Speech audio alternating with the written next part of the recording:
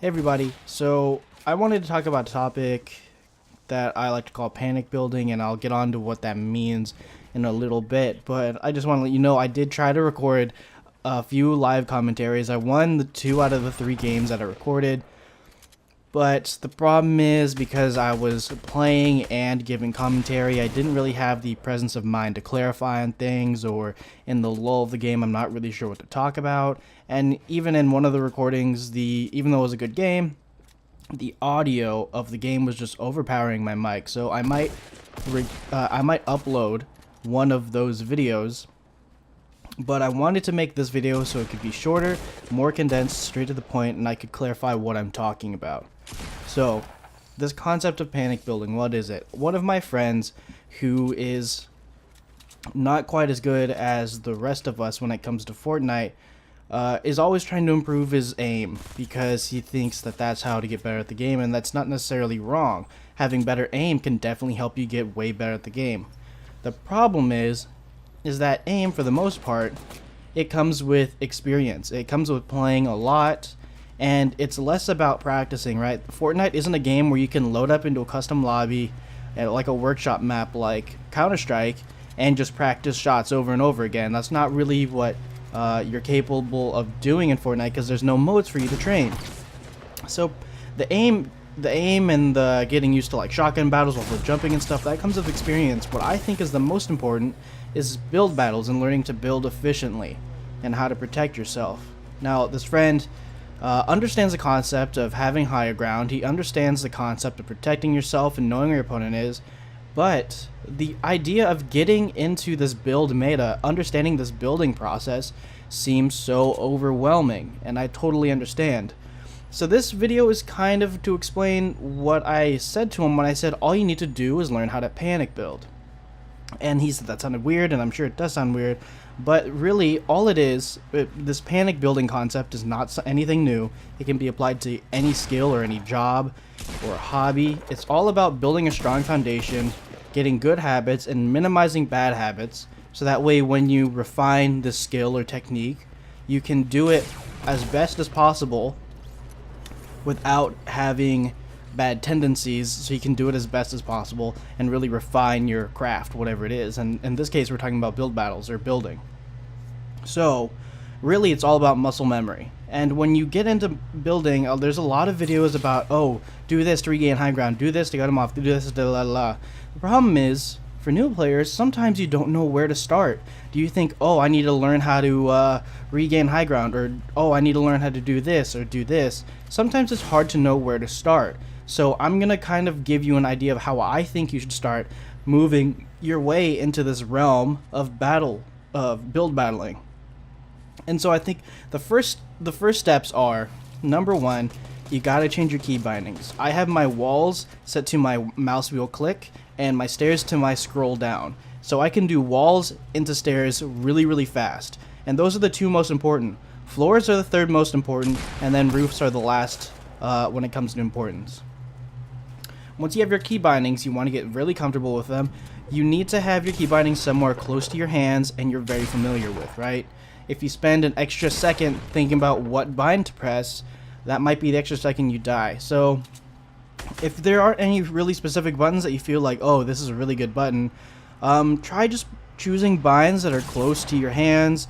I like to use Q, or like maybe, I don't know, C. And maybe you have a gaming mouse, you can use the extra buttons on there. It doesn't really matter, as long as you get used to it. It's a lot like mouse sensitivity. Whatever you want to change it to, feel free to use it. All that matters is that you use it a lot so you can get used to it.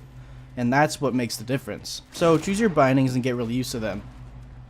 Then you're going to want to get into the habit of immediately building when you're shot at from somewhere you're not expecting, right? Your first reaction should be shot at, I need to build, protect myself, protect myself, protect myself. And while you're thinking about this, you need to practice 2 techniques that are really easy and really are almost the same skill. You should be learning the wall stairs tactic, where you build a wall, then put stairs on it, and then you jump back, put another wall, put the stairs on that, and you keep moving back. If someone's laying into you with an AR or a minigun or an LMG, this is very useful because you're putting space in between your opponent and you, as well as mitigating the damage you're taking by putting a lot of layers in between you. Now the second tactic is the 1x1s, which really, if you have the skill to do one of these, you have the skill to do other.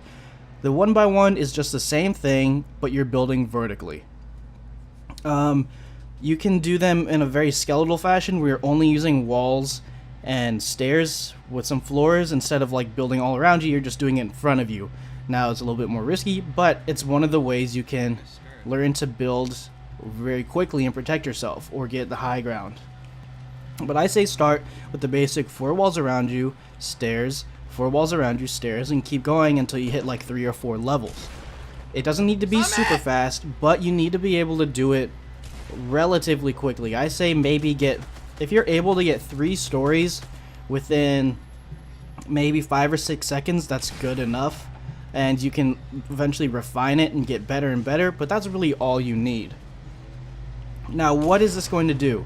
Once you learn these tactics and you immediately start practicing them whenever you get shot, you immediately start building that, it's going to build muscle memory. And when you start building muscle memory, that's when it becomes a part of your essential gameplay. You know how to do it easily, you can do it fast, it feels natural, you know your key binding super well. And then the idea is, if you're in a situation where someone's approaching you and you just protect yourself and it leads into a build battle, what do you do when they start to approach you and you're not sure what to do? You panic build. I build that 1x1. I get that height advantage, and then I can take that time to think about what should I do here.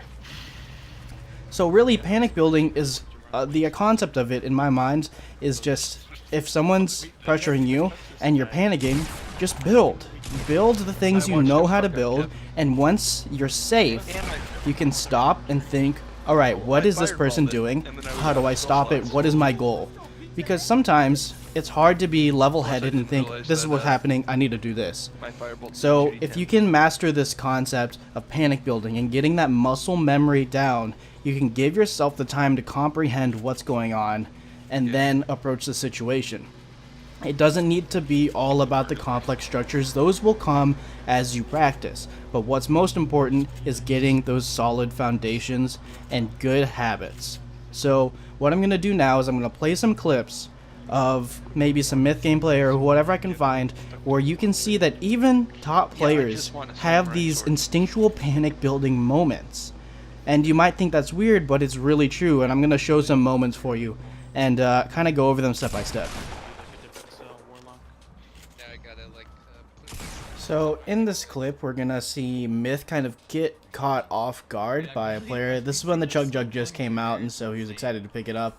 And this player who actually has a POV of this situation has uploaded on YouTube, so I'll link you to that. And you'll see he's just kind of in a rush. He has 1 HP, so immediately the muscle memory kicks in, right? So watch this. He gets shot, he covers himself with the player's wall.